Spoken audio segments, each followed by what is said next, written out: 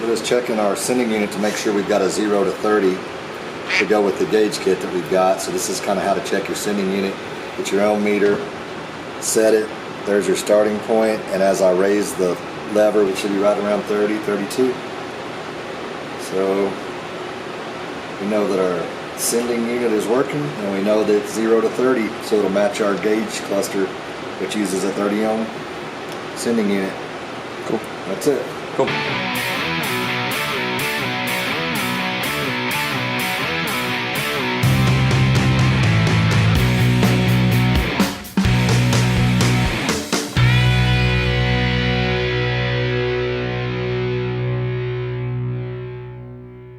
Yo, what it is, guys? Welcome back to the vlog. So today we are going to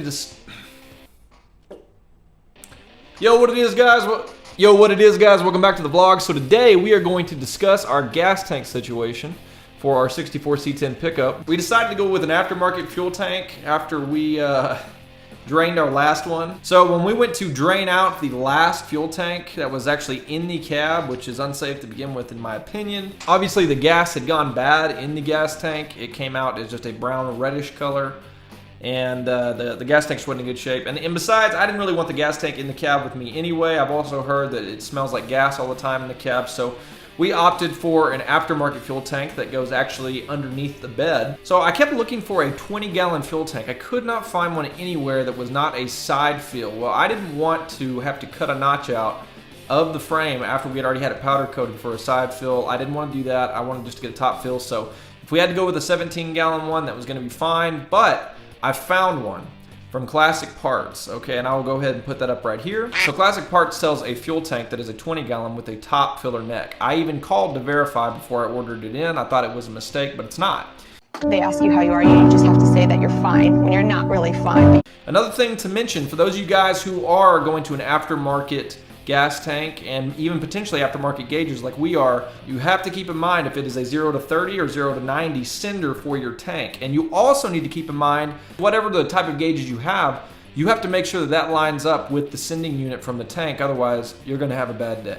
In our case, it was a 0 to 30 sending unit with a gauge cluster that is set up for a 0 to 30 sending unit, so we should be in good shape. So we ended up getting the fuel tank for around 220 bucks. Now, the thing that I'm gonna show you guys in this video that was a major headache is the straps that come with it. We could not figure out how to get these straps to work with the gas tank. One, there wasn't really any instructions showing you how to do it, and number two, it doesn't seem like it's physically possible. It seems like the straps were actually set up for a smaller tank or just a different size tank completely altogether. I'll be sure and show you some footage of some of the headaches that we went through with that. We had to bend the straps backwards to make them work with our frame in conjunction with the fuel tank.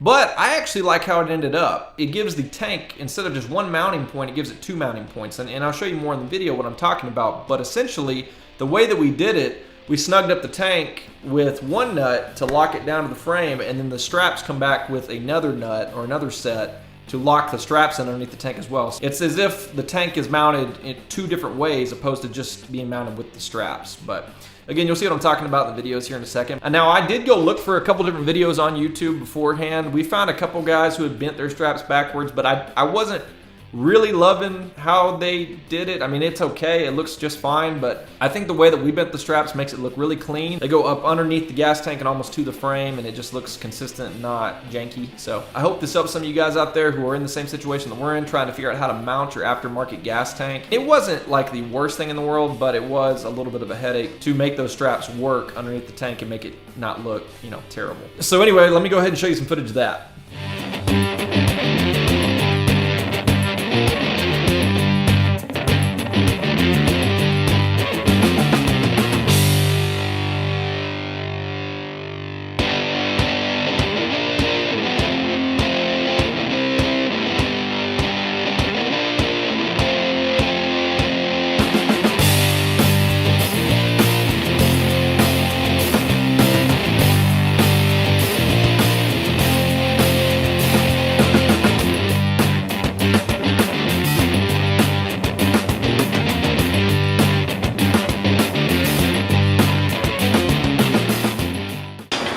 So the problem we're currently running into, these straps do not work with this tank. If you try to put them up, which I'll demonstrate right now, That is way too much. It is not going to work. There's like a 4-inch gap in between the strap and the tank, so we're trying to come up with a way that is going to make it to where these straps will be flush with the tank. We think what we can do is just simply bend the strap straight and then just bend it from either side and make these lips kick out correctly to meet the frame bolts. We won't even have to use those little U-bolts. Are they J or U-bolts?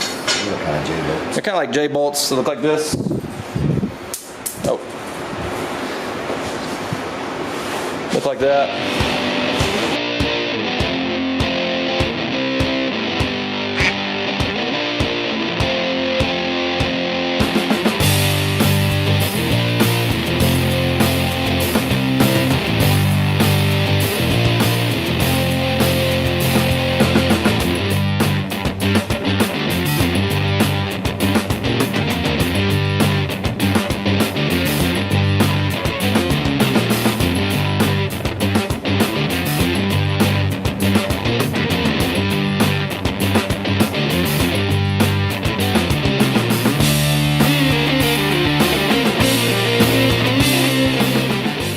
Alright, so I hope you guys enjoyed the video. For those of you who have any questions about how we bent those straps, I'd be more than happy to try to clarify in detail exactly how we did it. I think the video shows you kind of well enough. We just did it poor man style. You know, what I did is I just laid the strap out straight the best that I could, and then we just used that trash can to kind of give it that bend.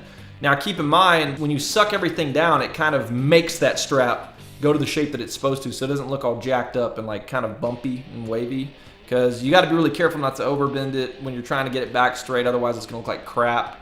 So just keep that in mind, that the straps are thin enough that when you go to cinch them down, they're going to want to take the shape that you need them to take. I have no idea why the straps came this way. I cannot for the life of me think that these are the correct straps for this gas tank. So next week I should be putting out a video discussing the electrical kit and how we're going to install all of that. I'm sure it's going to be a blast. It may take a couple videos actually, because it looks to be a bit overwhelming. I hope you guys enjoyed the video, and I hope this was helpful to some of you guys who are trying to install an aftermarket tank in your truck or car. Yeah, but if you like to see so far, hit that subscribe button, give us a like. I'll see you guys next week. Peace!